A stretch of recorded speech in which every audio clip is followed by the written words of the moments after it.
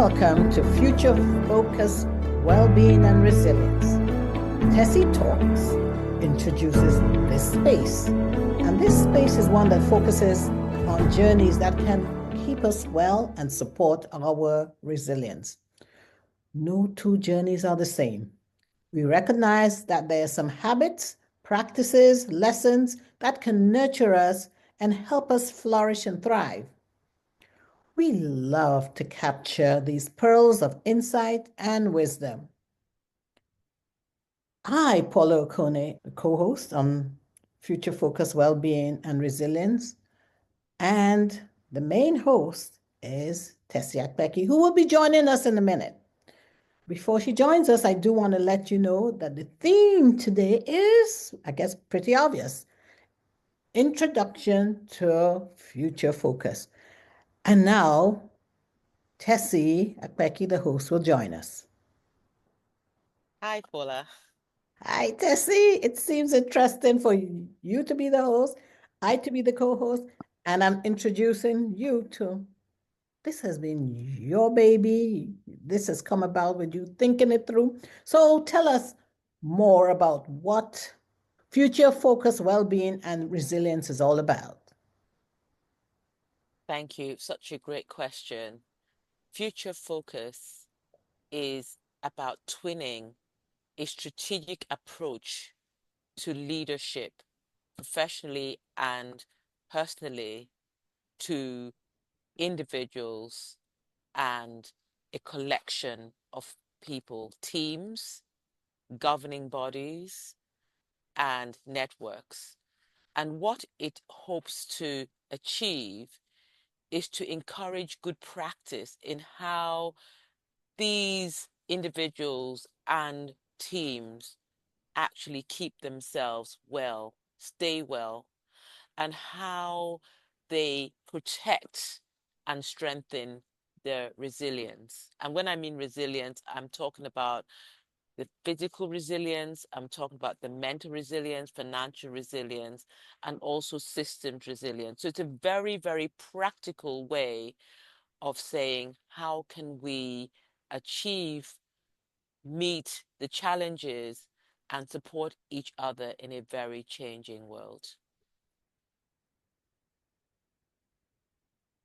I really love that. How can we meet and support each other in a very changing world?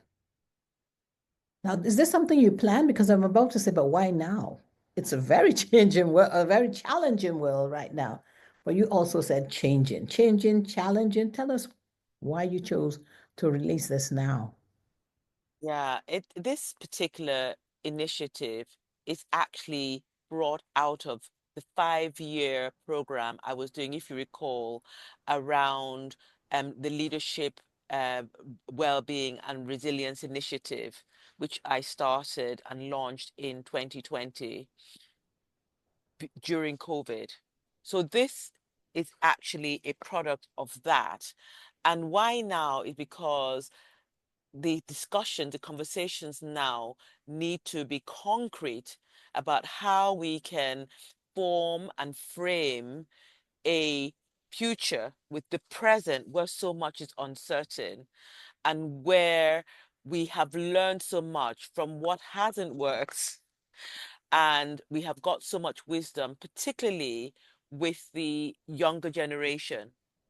I actually have so much hope for the millennials and Generation Z and Generation Alpha. And they have learned the importance of being well, keeping well, and planning well. And this is why it's now we do it, not just for ourselves, baby boomers, but for them, because they have got it right. You're so right about that. I keep talking about that in other podcasts that I'm on, that the millennials got it right. This Generation Z, as we say in America, got it right. Because they started recognizing the fact that, hey, we are human beings and we've got emotions. And yes, there's certain things that we need to do, but we got to be okay holistically so that we can do these things. So our generation just got on with it. irrespective of what was happening. And we had a really very clear divide almost to say this is personal, so we don't bring our personal selves into the workplace, and we shouldn't bring our workplace into the homes. But Gen Z and the millennials seem to have said, "Hey, work-life balance. We gotta work, but we also are human, and we gotta live. So let's see how we can make this mesh."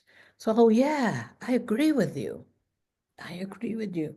And that's why you said that's why it's important to do it now.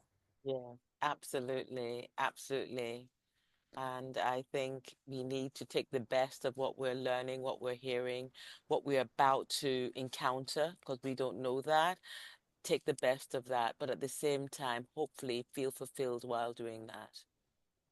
Feel fulfilled. So, my next question is that so, what can we expect? We, the audience, we, the listeners, we, the viewers, what can we expect? What viewers and listeners can expect is something quite pragmatic, quite very hopeful, at times inspirational, and in many ways tips to be committed to change and transition in a way that I feel supported in what we're doing, in the dreams we have. And how would this show up? There's this new podcast that we're talking about. There's going to be a podcast and it's coming very soon. Great guests. And these guests are not just well-known international speakers, although some of them are ordinary people doing extraordinary things, and they're going to be part of that. But also, I hope to draw on my love of the creative arts, movies, plays, etc., to talk about some concepts and to share some highlights twinned with evidence through academia to show that wellness, well-being, and resilience are things that we do already, and it's actually building on the best. And people will hear more of my own personal story, and I hope, Paula, that you, my co-host, would bring your personal story as well, because it has been ups and downs. It's been a roller coaster, and through my own walk in the last few years, I've learned a lot about what resilience means and what it doesn't. And I've also learned a lot about how I can find my rhythm in life in order to get a semblance of contentment, of ease, of joy. And that has come from actually confronting a lot of the not so great stuff, which has been part of my life. And hopefully, we open the doors as usual to people to share their stories. So this is not something about being done too. We actually are hoping that people will put into the pot their own learning and their own struggles, as well as their own successes. So, I know you're a lady of, I don't want to say a few words. Would that describe you, a lady of few words? A lady who loves words. That's what I want to describe you as. And I know that as we're wrapping this up, there's things, quotes, there are books you read and articles that you absorb. I think that's the word because you read, you love reading.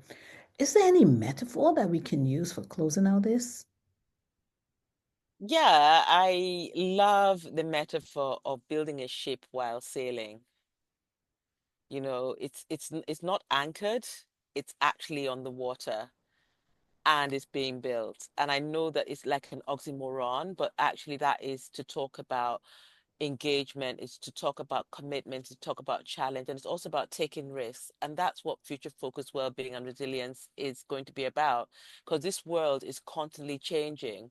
But I hope that we will learn together. I hope that we'll share together, that we'll care together, and more than that, that we will commit to hope and building ourselves individually and collectively to be the best we can be in the world that we are in. So we close out with being the best that we can and that we are in the world that we are in. Absolutely. Yeah. And so, our amazing audience, we always love to appreciate you. We wouldn't be here without you. And future focus, as you see, future. So we're thinking ahead, focus, well-being and resilience. We couldn't do this without you. So we asked you to head over to wherever you listen to your podcast, whether it's Apple Podcasts, Google Podcasts, or Spotify. And click subscribe. And if you like what you just heard with Tessie telling you what's coming, plan on writing us a review. And once it is launched, we ask for you to engage with us through questions or sending us topics you'd like us to cover related to well-being and resilience, and send them to, at the moment, Tesse Talks, which is www.tesseakpeki.com/Tesse Talks, so we can hear from you. Because with that, we'll be able to build on it, what you have asked for and the topics that you are interested in, to create the future focused well-being and resilience podcast that we know you will enjoy. Thank you so much, Tesse, for explaining what's ahead. Thank It's you. been a joy, such a joy being with you, as always. As always, Paula, as always.